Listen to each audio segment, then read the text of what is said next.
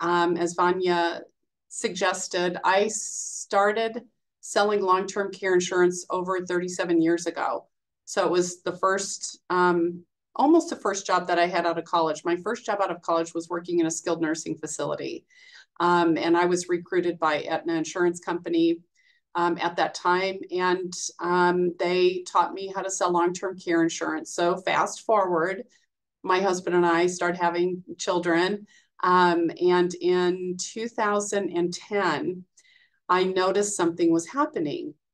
And what I noticed was my clients were filing claims on their insurance policies, but they were having some problems. And we saw the same things coming up over and over again. I'm going to share, as I show you the presentation, I'm going to share about why I became a patient advocate, because I had a situation with one of my clients that was so just shocking and unsettling. And I suspect that most of you have purchased long-term care insurance because you're planners. And I'm hopeful. There we go. All right. Most of the people who buy long-term care insurance purchase it because they are forward thinking, or they've had an experience with a family member and they know the cost of care, or they do not have that layer of family. For example, you know, any of you remember the Waltons, where the generations lived in the home. And a lot of our clients and many people today just don't have that type of intergenerational, multi-generational support system. So people buy long-term care insurance because they want to make sure that in the event that they need care, that they're going to be able to choose the place and they're going to be able to afford the amount of care. So when people do that, they do it because they're looking towards the future. And then to think that once they get to that place, that for whatever reason, they're not able to access their policy is, in my opinion, a huge injustice, and not the fault of the policyholder in general. In addition, many of you, if you have long-term care insurance, you've probably had rate increases and whatnot, and that just adds to the misery of the confusion of what's going on. So I want to be able to help, you know, kind of set your hearts at ease, to give you a little understanding of how you use your policy, and also maybe what you could do if you're getting rate increases. You're welcome. Here's my contact information. You're welcome to email me, call me, and just tell me, you know, how it is I can help you. But I'm just going to jump right in. And what I want to do is I want to explain, first of all, what long-term care insurance is in terms of your benefits. So for those of you who have long-term care insurance, your policy selection, your benefit selection is something that you perhaps purchased years ago, maybe even more than 15, 20 years ago.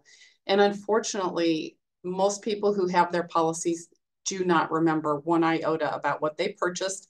In addition, you may have over the years received rate increases and signed a letter saying, oh, I want to reduce my benefits because I don't want to pay an increased premium. And you don't recall that you did that because, once again, these things happened a long time ago. So I encourage you, if you do not have a copy of your policy, number one, after this is over, call your insurance company and tell them to send you a duplicate contract. Number two, if you do have your policy and you have it stuffed away somewhere, like in a safety deposit, a firebox or something, get it out. You should have it handy in a place where you don't have to find a key to access it. Because if you're like me, I lose my keys for this little thing and that little thing all the time. You need to have it in your house at the ready. So this is what I want you to think of. And all of you probably have different long-term care policies, but in general, what I'm going to share is pretty typical for most people. Number one, everybody has a certain amount per money, which is referred to as a daily or a monthly maximum, that will be paid for care. So if you've had your policy, let's pretend you have CalPERS or something like that, and you purchased it 10, 15 years ago, your benefit that you purchased back at that time probably has gone up. But what that means is whatever that number is, which is why you need to get a copy and find out where you're at, That amount of money will be paid to you in certain settings. Most people have what's called comprehensive policies. And all that means is that that policy you have will pay in your home or in the community, such as an assisted living facility, a memory care facility, or nursing home. And I'll get more into that type of language in just a little bit. But your policy will pay a certain amount. Now, what will it pay? That's what you need to find out. You get a hold of the company, you find out what your current max is. A lot of policy summaries, companies do not send these things every year. So you may think you have $100 a day and you actually have $300 a day. Why is that important? It's important because do you have any idea what the cost of care is today? For those of you who have been a caregiver with your parent or your spouse, then you know today, and particularly because of COVID, which changed everything, cost in particular, the average cost of care for an agency in San Diego for home care for custodial personal care is anywhere from maybe $35, which is low, $35 an hour, all the way up to $50 an hour. And you think to yourself, oh my gosh, what kind of shape would I be in if I needed somebody and pay them $50 an hour? Well, let me tell you, even if you need supervision or somebody to come and help you shower and dress after a surgical procedure or a fall or something like that, that type of care is called personal custodial care. That's the type of care your policy will pay for. And that is how much it costs today. Again, between $35 to $50 an hour, depending on the agency. Your policy also will pay for physical therapy and occupational therapy, but I'm going to move on because most people don't use their benefits for that. They use it in the home. So how much per day, how much per month is your policy going to pay you? And one more thing about that that's really important. Some people have policies called indemnified policies, which is amazing. I have an indemnified policy, and what that means is my benefit is $300 a day, let's say. So in the event that I have care and the charge for me that particular day is $150, that insurance company still has to pay me $300 a day. That is an indemnified policy. So some of you have policies that have those riders, or you just have policies that are indemnified. If you have Unum, if you have MetLife, they had cash riders like that. If you have Nationwide, these types of policies are indemnified policies and you have excellent coverage. The second thing is, where's this thing going to pay for my care? Again, most of you will have what's called comprehensive. That means that these policies will follow you along the care continuum, that you'll start probably in your home, and most claims start in the home. They start in the home, and then sometimes the individual will move on to a higher level of care like assisted living. Some policies only pay for facility. And what that means is if you want to stay in your home and get care, you're going to pay that out of your pocket. But then in the event that you move to a facility, that's when your policy will kick in. This right here, policy limit, dollar or days. This is so confusing for people, and I'll explain why. So let's pretend 15, 20 years ago, you bought a policy and you remember that you bought a 4-year policy. That number sticks out in your mind. You remember that because your broker or agent told you that the average length of care is between 3 to 5 years. So 4 years ought to be enough. But you've got a policy limit and maybe it's $400,000. And so you're looking at that and you're saying, well, what is it? Is it 4 years? Is it $400,000? So this is how these policies work in general. Again, the guts of the policy is important to vet this out, but in general, this is how it works. You open a claim, you start pulling money out of your policy like a piggy bank. It's a savings account, sort of. You pull money out and that policy value goes down. Well, what if you have lived receiving benefits for 4 years and you still have money in that piggy bank? That is very possible, because if your care is not utilizing the full daily or monthly maximum that you're entitled to, that means that that benefit sits in that piggy bank And you can keep pulling money out as long as there's money in there. Why is that important? Here's why. I meet people all the time, and I'm going to use an example like Parkinson's. Because Parkinson's is a progressive disease that starts out oftentimes where individuals do not need supportive services or whatnot. A lot of times individuals who have limited benefits will say, I only have 4 years and I, have Parkinson's. And yes, I do need help. My spouse or my family, they're helping me shower and dress, but I only have 4 years and I don't want to use it. I want to save it because what if I go into a facility? And what we tell people is this, no, no, no. And I'll get into this in a little bit. If you are eligible for benefits and you need the supportive services, you can open up that policy and you can get through your waiting period, which I'll explain in a moment, and you can start receiving little bits and pieces, little bits of money out of your policy, and you're not going to run out of benefits in 4 years. It's not a clock. It's a dollar value. So it's important that you understand what that is. The deductible and elimination period is another thing that is just a bugaboo. In general, people do not know what their deductible or elimination. It's called deductible, waiting period, elimination period. If you have CalPERS, it's called an elimination period. If you have Genworth, it's called a waiting period. If you have other companies, it's kind of the same thing. What this means is for a certain amount of time or a certain amount of dollars out of pocket, you are not going to get paid.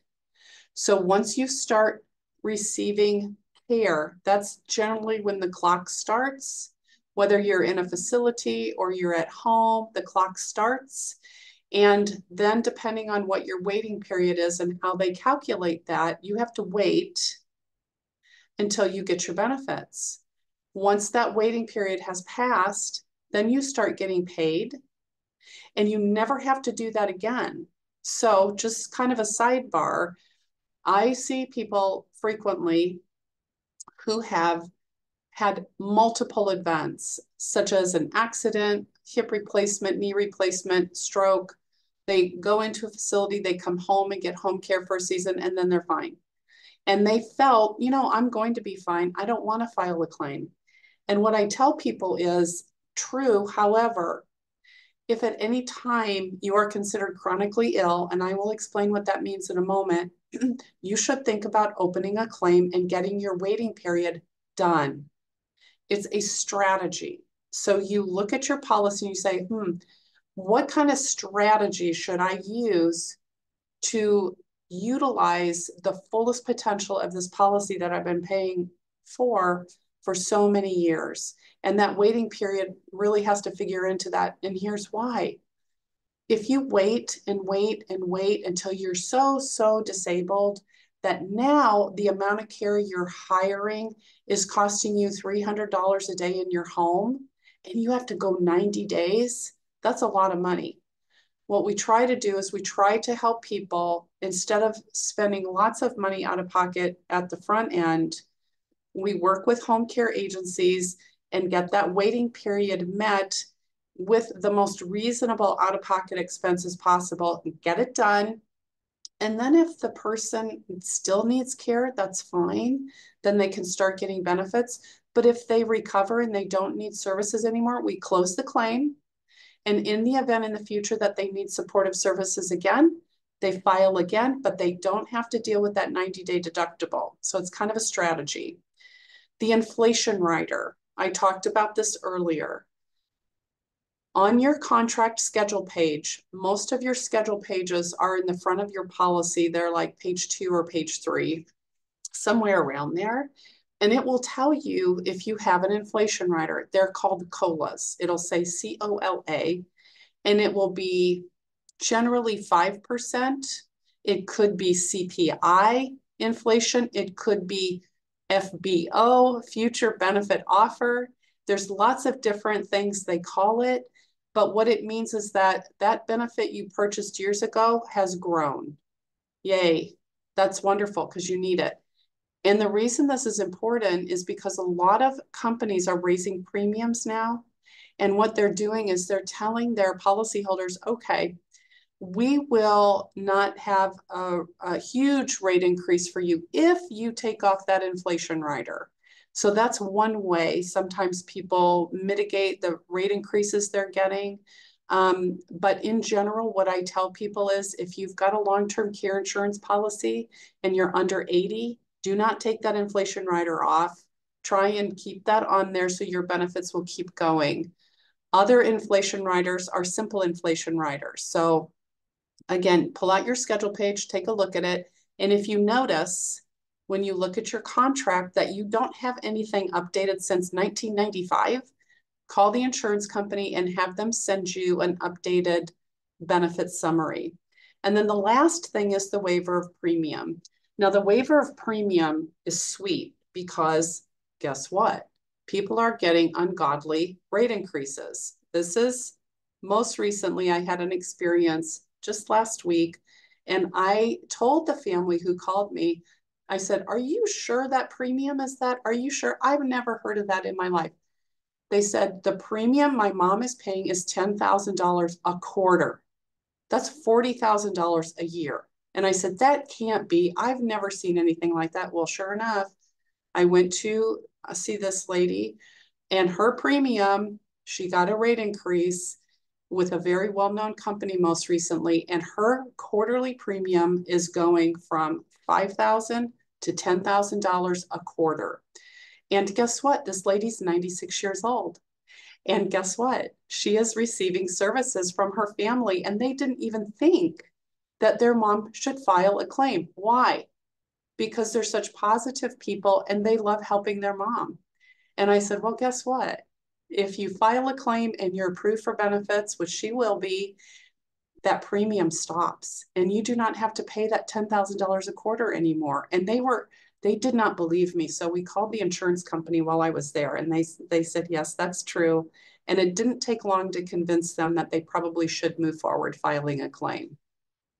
Not every policy has a waiver of premium in every setting. So you have to know what's in your contract, but in general, most policies waive your premium once you start getting benefits. Now, terminology. The one thing that I always tell people is this, because it's pretty easy to bag on insurance companies. However, a lot of the claims that we get, which have been denied and want to be appealed, the reason they've been denied is because the policyholder does not understand their language. They don't understand how they should have approached the claim. And they have either hired care that's not appropriate or would be approved, or they unfortunately communicated information that was not accurate and the claim was denied. Or they're depending on other people to get their documents, their medical documents and whatnot. And sometimes facilities and providers, life being what it is these days, it takes a while to pull things together. And so you as a policyholder, this is what I want you to remember. The insurance company pays you. This type of insurance policy is unique. It is not like your Medicare supplement. It is not like your health insurance. And what do I mean by that? I mean that when you go to the doctor now, whether you have a Medicare Advantage plan or just a Medicare supplement or a health insurance policy, you present your card to your doctor's office, they do their thing, and you get a statement that shows you owe a certain amount or you owe nothing. And you probably don't even give it a second thought after you leave your doctor's office that, oh, I hope their back office filed the code properly. Oh, I hope my doctor proved that I actually needed that care. You don't even think like that. But guess what? This is what you have to do with long-term care insurance. Why? Because the insurance company pays you. So what that means is when you file a claim, the insurance company is not going to pay your home care agency unless you tell them to. They're not going to pay the facility unless you tell them to. And some providers won't even accept long-term care insurance benefits because they don't want to deal with the hassle of working with your insurance company, the insurance company is going to pay you into your bank account. And so what that means is, who's responsible? You are responsible for getting that information to your insurance company in a timely fashion and all put together right. Now, like I said before, and I'll explain this a little bit when I get farther into the presentation, most people's providers do send information to the long-term care insurance company, but because every policy is so unique and different, unless that provider really understands what you have, sometimes that's where mistakes come in. So terminology is so critically important for one reason: care settings and providers. So where do we see things going downhill quickly for people who file long-term care insurance claims because of care settings? Number one is the type of facility that they go into. So your long-term care policy, again, depending on the year that you bought it, may not even list in the language assisted living. Because guess what? That wasn't a word 25 years ago. That wasn't a thing. Those types of facilities used to be called something else. Now, most people, when you talk about assisted living facilities, you all know, oh, that's something like Sunrise or Belmont Village or Westmont, yes, or nursing homes. So your long-term care insurance policy either does specifically mention, we will pay in an assisted living facility, and that facility must meet these criteria, or your policy does not even have that language in there. And your policy says something like, we will pay in a nursing facility or in an alternative care facility. Well, what the heck does that mean? Exactly. That's why the policy language is critical. So when we get the language, the contract from our clients, we look at the first thing we do is we look at the language, because people will call us and say, I'm moving into, or I'm moving my mom into XYZ facility, and will the policy pay? And so we need to find out that facility is going to meet the criteria. The other area where terminology is very important is home care. So classic, who wants to have a stranger in their home take care of them? Nobody. Why then would someone hire a home care agency? Well, they would hire a home care agency because that's the only provider their policy will pay for. However, a lot of times people will actually hire an independent caregiver that they met through a friend of a friend of a friend, and they're perfectly capable and wonderful to provide the care. But the insurance company says, we're not doing that. We're not going to pay for an independent caregiver unless they have this credential, that credential, X, Y, and Z. And so then the policy, the claim stalls. We see this a lot where families are kind of struggling and they meet someone who's like, well, I'll come and help. This happens a lot of times with individuals who have cognitive impairments, and they feel very afraid and anxious with strangers. And so a friend will come and start providing the service. Then they're into this for 6-7 months, and then they decide, let's file a claim. And then the insurance company says, that person's not eligible. So the family has to back up and start over again. We want to avoid that. So what we tell people is, before you get your care services in place, let's look at your policy. Let's see what type of provider your policy is going to pay for and what kind of proof they want in order to pay your benefits. All right. The other thing, that's what I'm talking about, is why claims kind of go south. The first thing I was noting is the provider. The provider isn't appropriate and the provider is denied. The second issue is a person doesn't qualify. Well, what has to be wrong with someone? And I hear this all the time. We'll have families call me and say, I just met with a couple yesterday, and the son said, please come and meet my parents. My mom really needs help. And I should have asked more questions, but I wanted to meet this family. So I went to their home and I met the potential claimant, and I thought to myself, wow, she's amazing. 91 years old, still driving, still going to Bridge, still cooking, still everything. And I was thinking to myself, what, am I in the wrong apartment? And the family said, no, mom needs somebody to help her with meal prep and going shopping. Oh, that's not a claim. That's not a long-term care insurance claim. And they said, but she's 91. And I said, it doesn't matter.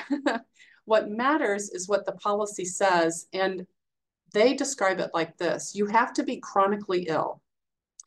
And most policies, that definition of chronically ill is the same. It's now standardized. So people who buy long-term care insurance now don't have to worry about this. But back in the day, the definition of chronically ill was kind of all over the map. In general, this is what it says: you are eligible for benefits when one of two things is happening. Two paths you can go down. First path is that you have a medical problem, and as a result of your medical problem or your advanced age, you need someone to help you with your activities of daily living. Well, what is that? Activities of daily living is a term, they're terms that your doctor will use and nurses use and people who work with children and geriatrics use to measure a person's level of independence. Here they are: bathing, dressing, transferring, toileting, continence care, eating, and mobility. And so these policies say if at any time, for whatever reason, you need assistance with two, generally the number is two, sometimes it's three, sometimes it's one. 2 out of 6, 7, 5, again, depending on your contract language, they will list these things out. And so, well, what does it mean that I need help with it? Because I can guarantee you most people that you talk to or that you've had experience with who you know need assistance getting in and out of the shower will tell you, no, I don't need that help. No, I do not need help getting dressed, but yet they do. What the contract says is if you need somebody to stand by so that you can safely finish that activity, you are disabled. If you need somebody physically to help you because you're a fall risk or you just physically can't do that thing yourself, for example, dressing. Many people have a hard time getting compression hose on. They just can't pull those darn things up. Or they're not able to tie their shoes or button buttons, or for women to put on bras, they can't snap anymore. Those types of things due to arthritis or just vertigo or bad hips, they can't bend over.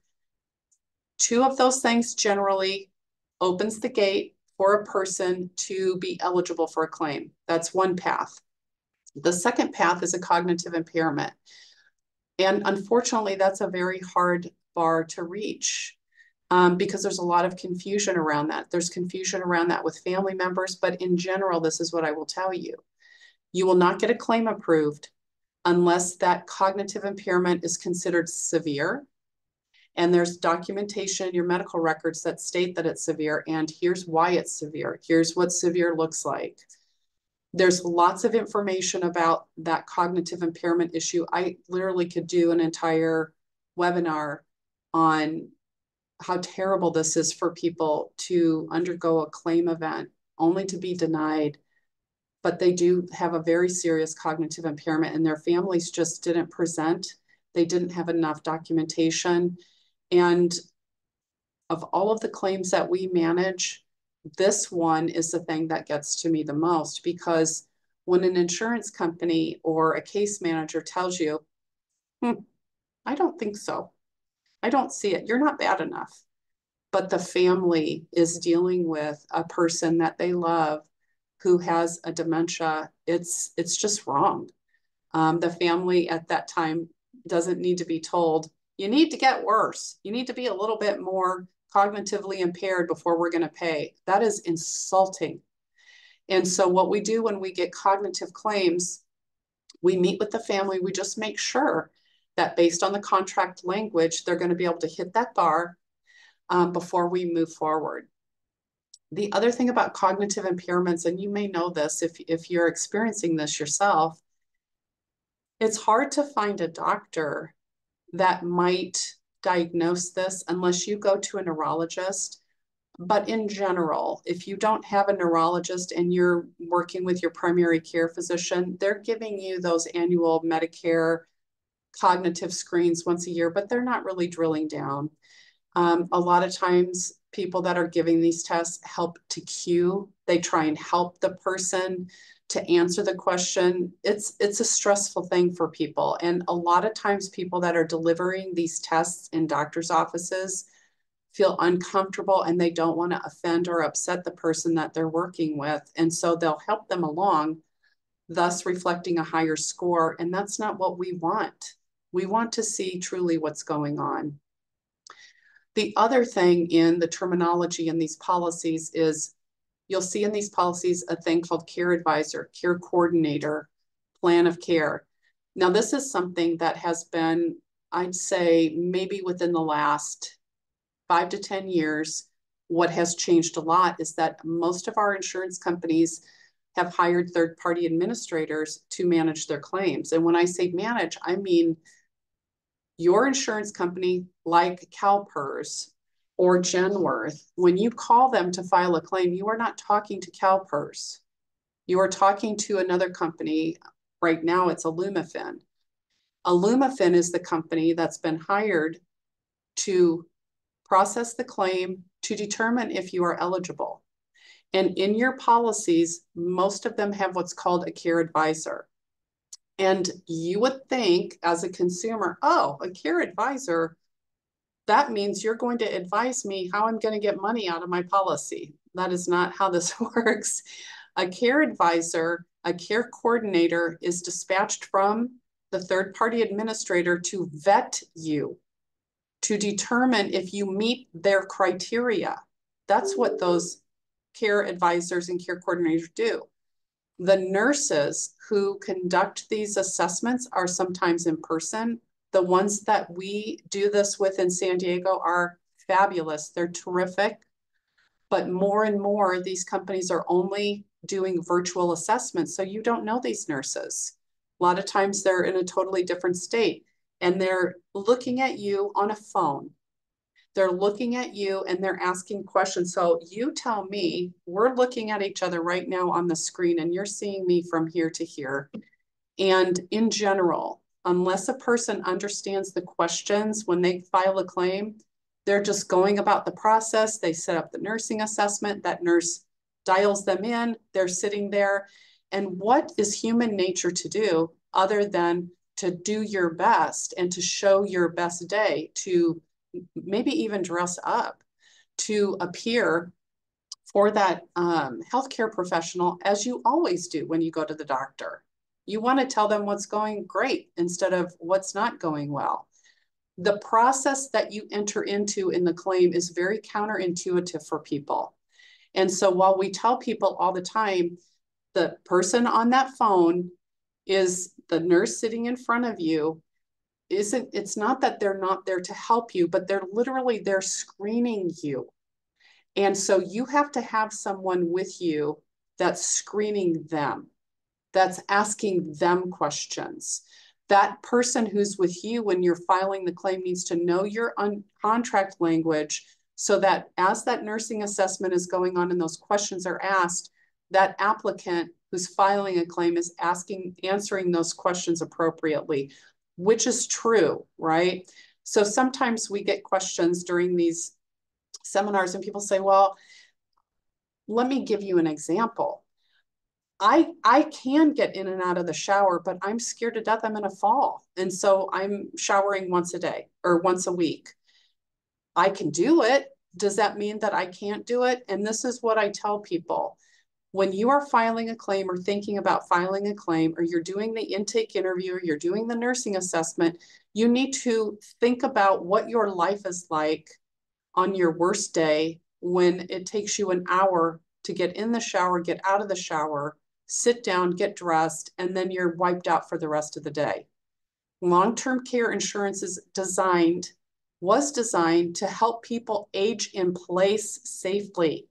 But unfortunately, consumers think that that policy is there when they're bedridden, on hospice, in a wheelchair. And that is not true. These policies are designed to keep people in their home, if at all possible, aging safe, and also giving a respite to their primary caregivers and families. I'll give you a quick example. I had a client who got a rate increase, and she called me and she said, Linda, I'm going to have to drop my policy because I can't afford the rate increase. And I said, oh my gosh, let's figure something out because you've had your policy for over 20 years. I don't want that to be a problem. And so I said, are you still living at such and such address? And she said, oh no, I moved to, this was, oh gosh, it's a cottage up in Escondido. It's a CCR&C. I'm Meadowbrook Village. I moved to Meadowbrook Village and I said, oh, are you living in an apartment? Oh no, I'm in assisted living. And I said, wait a minute, when did you go to assisted living? Oh, about 3 years ago. And I said, I had no idea you moved. And actually, you should have filed a claim and your premiums should have been waived 3 years ago, but let me come and see you. So I went to her apartment in assisted living and she was in a wheelchair. And I am not kidding you. Every question I asked her, do you need assistance with showering? No. Do you need assistance with getting on your lower body? No, I can do that myself. And she literally demonstrated to me how she wheeled her wheelchair over to the bath. And I said, well, actually, you are eligible because you're non-ambulatory. And I'm going to get your plan of care from the assisted living because I suspect they're coming into your apartment and they're helping you in the morning during the, oh, absolutely. They do come in because they want to, but I really don't need them. And so we filed a claim and I asked her, I said, honestly, why did you not think that you were eligible? And she said, I don't know. I just remember you and I having a conversation and that I thought I had to be bedridden. And so I think that a lot of people, when they think of long-term care, because, you know, people being the way they are, we always think we're better off than we are in the state we are right now. So I'm sharing that information with you because I want you to think about your environment. If you have long-term care insurance right now and your family or your loved ones have been saying, you know, I'm so worried about you. Are you sure you don't want to have somebody come in and help you with the shopping and, or you've had multiple falls, et cetera, et cetera. It's not a bad idea to start thinking through. Now, problems with claims. And I've already talked about the cognitive impairment thing. Again, depending on the contract language, you have to be really careful filing a claim with this issue, with the cognitive impairment, because there's a whole range of cognitive deficiencies that will not qualify for severe cognitive impairment. The other reason why we see problems with claims, I spoke about this just a few moments ago, is the denial. And I think I probably would act the same way, and I probably do act the same way. I probably do things today that I probably shouldn't do. My husband and I love to hike, and I was just thinking about this the other day. I was out hiking, and I had all these grandeur ideas about going out hiking and backpacking by myself and living off the land for 2 days. And then I got to thinking, you know, my knees have really been bothering me, and if I fell out here, I probably would have a hard time, you know, getting help. And so it doesn't matter where you're at in your station in life. As I had said before, most people think of themselves much better off than they are, especially when it comes to health and independence, especially when it means that you might have to cross a barrier and allow people into your private space. That's really hard for people to do. It's fine for family members to do it, but when you think about actually having, you know, an agency do it. So that is why a lot of times people just choose not to file claims. And I tell families all the time, and again, I think it's generational and how people view their long-term care insurance, but our older generations, people that are in their 90s and 80s, they kind of see this as a savings and they don't want to use it. And I tell people that's not what this is for. You're supposed to use it so you can stay safely in your home and you don't have an accident and then have to go to a facility. The other reason why claims fail is because of documentation. And this is also something that we're seeing more of. So we have a case manager that works for my company, and her one job, she collects medical records. I cannot believe how hard this is. Getting medical records is so tough. And the reason being is because individuals who work in doctor's offices or home care agencies or home health care agencies or facilities, they're all understaffed. And a lot of times they'll wait and hold doing their paperwork until they get a moment. And nobody ever gets a moment to do paperwork. It's really difficult. And so we're constantly having to bug people. And I would say my case manager, she does a great job kind of harassing people to say, look, we need da da da da da. In fact, one of the biggest providers here in San Diego, Kaiser, they have stopped filling out proprietary forms for our clients. So we have forms that we have to have for our insurance company claim to keep going forward. And Kaiser has decided they're not going to do that anymore. And so as a result of that, we have to do some workarounds. But the other issue is once we do get those forms, sometimes they're not signed, they're not dated, boxes aren't filled, and you know what happens when that happens. The claim stalls and it doesn't go forward. So the role of an advocate. When I became a board certified patient advocate, I did so because my client, who had a policy that was very good that I sold her, passed away in her home because of a caregiver issue. The caregiver she had was completely unqualified and inappropriate to be caring for my client and the level of care she needed. The caregiver was a lovely, beautiful, wonderful person with the hugest heart in the whole world. She just wanted to help, but she wasn't a good caregiver. And my client passed away, not as a direct, the caregiver didn't do something. It was a series of events. There was a fall, et cetera, et cetera. So my client passed away and her family called me the next day and said, this is what happened. And by the way, that policy you sold her is a piece of garbage. It didn't pay. And I was so confused to hear that because I knew the situation. I knew she was eligible based on the contract language. So I called the insurance company and I said, so here's what happened. Why have you not paid? And they said, oh, no, the claim is approved, but we need another HIPAA form signed. I'm like, what? That's it? Yeah, no, we need another HIPAA form signed. And we've been asking for this for about 8 weeks. And I said, why didn't you just call me? I am the broker. I would be happy to go and drive to her house and get, oh no, we can't do that because you're not a HIPAA authorized person. And so I just kind of learned at that moment, I have to have something to approach these carriers so that they legally have to talk to me, so that I legally can get information. And so I started doing research on what would I call myself? What would I do? How does a long-term care insurance broker go from selling insurance to advising people on getting care providers and those types of things? So I became a patient advocate and board certified. And why would someone need that in this type of a situation? Well, just from what I had shared with you, I think it's pretty evident. Most importantly, if you think about this product, unlike any insurance product, the time that people actually are wanting to engage with their insurance company because they need something is when they're not well.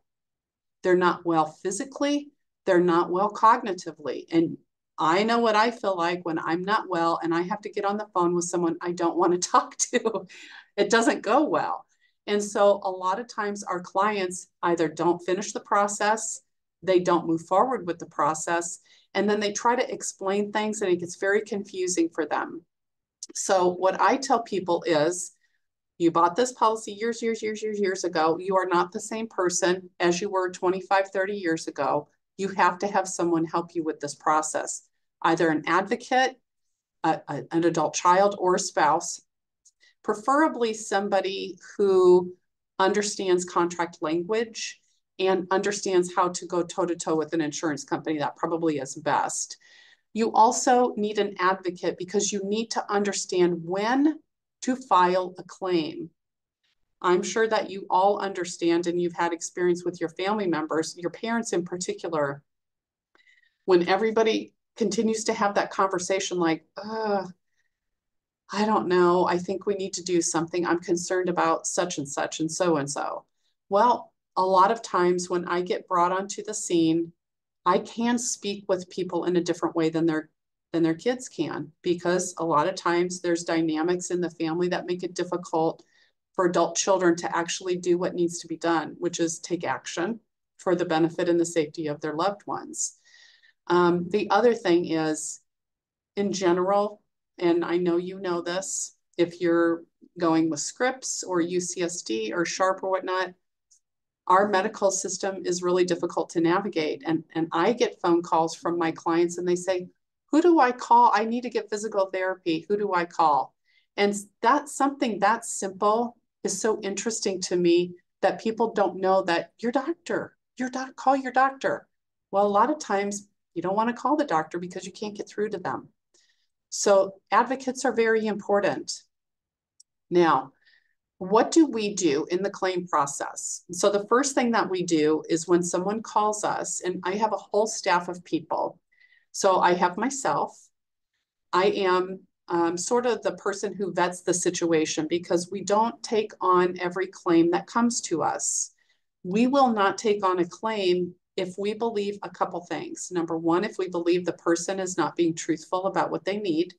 And I'm not suggesting that someone who's confused, that's different. But someone who's not truthful in both ways. Number one, if they're not truthful and we can see with our own eyes that they absolutely need to get help and they're refusing, we can't help people like that, because they have to participate with the process. And a patient advocate's job is client autonomy. My job is not to force people to do what's right for them or to tell them what to do. I make suggestions and I help my client move in the way that's best for them.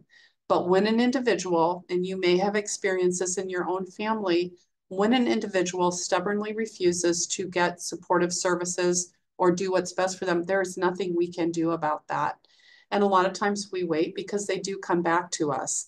My job is to vet that situation and to make sure that we can, with integrity, move forward in filing a claim. The next step is I make a phone call to the insurance company, and it's called an intake interview. And what that means is I'm getting over the first hurdle. So I'm telling the story about my client. And sometimes those intake interviews are very long. Sometimes they're short. I'll give you an example. The other day, I had to do an intake interview, and the insurance company wanted to talk to my client. And so I conferenced her on the phone, and my client's husband just passed away maybe 8 months ago. And my client is still super raw, and everything in her life has changed. And she's finally getting supportive services. So we get on the phone with the insurance company, and the lady on the other end of the phone was very nice, but she probably asked 10 questions about how to bathe. And by the last time she asked another question about how she puts soap on your hair, my client started crying and said, I can't do this. And so we released the call.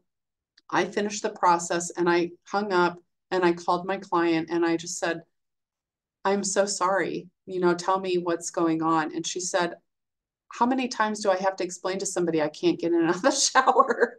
And I said, I know, it's nuts. Do you need help 50% of the time? Do you need help 20% of the time? And when you start asking people those types of questions, honest people with integrity and humans that are good people start questioning themselves, and they start thinking, I don't know, maybe I don't need. Okay, never mind. Forget I called a click. So we do that intake interview because we know what's going on with our clients and we can do that without emotion. The next step is the on-site nursing assessment. And so I'm there with our clients. I'll give you a quick example of how these go sideways. I had a case that was denied. My client has severe cognitive impairment, and she truly does, but she's so physically fit and so amazing that she presented in a way that was not true to what was happening. So when the nurse came to her house, she told the husband, bye-bye, I don't need you in here. I just want to talk to your wife one-on-one. First thing that was wrong about that is the power of attorney was the spouse, and the insurance company and the nurse has to honor and allow the power of attorney in the presence during that assessment. During that assessment, the nurse said, are you driving? And my client said, of course I'm driving. I go here, I go there. And she said, well, are you preparing meals? Of course I prepare meals. Well, none of that was true. And of course the claim was denied. So when we got the claim and appealed it, we backed up, we got all of her clinical medical records, and we had another nursing assessment, and it didn't go as poorly the first time because the nurse allowed other loved ones to answer the questions and gently correct what was not accurate. Also, insurance companies will do these nursing assessments at minimum once a year, depending on how long the person's been on claim. And it is not unusual for a claim to close after somebody's been receiving benefits for 2, 3, 4 years. Why is that? Because the claimant gets to a point where they're like, well, they know by now. I've been through this. I don't need to go through this process again. And always what I say to people is, yes, you do. Got to do it again, because it's a process that the insurance company legally is required to fulfill in order to keep that claim open. So then my case manager collects the documents, we get the claim approved, and then we work with providers and we send all of the billing in so that we make sure that the billing is going in properly, just like your doctor's back office. And then we have an accounting department that checks over all of the statements to make sure that they're true and correct. And if there's a problem, we do the resubmitting. So in my company, if you think about it like this, there's myself who does the intake. There's a case manager who orders records, which is called proof of loss. So important. There's a biller, somebody who's sending in all of the billing, just like your insurance back office. And there's an accountant, someone who's making sure that the money that is to be paid is paid properly. That's 4 people that it takes to carefully oversee one long-term care claim. And then we do it all again the next year. So just the last slide I wanted to show is we work very closely with other professional people in our community. We work with placement specialists. Placement specialists are, when they're good, they're so amazingly wonderful, because placement specialists can help us find suitable housing for our clients. Communities change, chains get bought out. The care that was great last year is no longer that great this year. And so we work with placement specialists who kind of have their thumb on the pulse of what's going on in the community. We work with, we rotate between 5 or 6 different home care agencies. And we work with fiduciaries and geriatric care managers and all types of people like that, so that our clients can get the type of services that they need. And I'm going to go back to the very first slide so that once again, you can see my information. And then I will take your questions. And we only have 3 minutes left, and I'm so sorry.